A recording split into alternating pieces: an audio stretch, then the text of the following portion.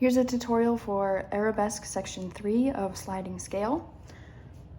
So after Section 2, we were here on 7, 8.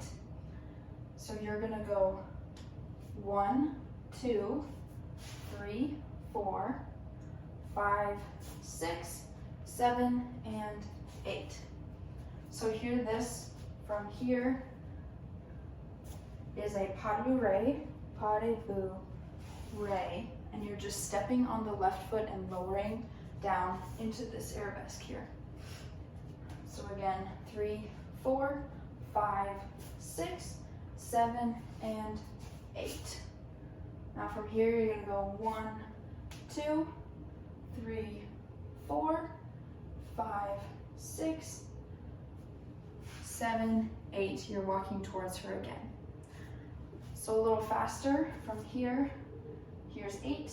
You're gonna go 1, 2, 3, 4, 5, 6, 7, and 8. 1, 2, 3, 4, 5, 6, 7, 8.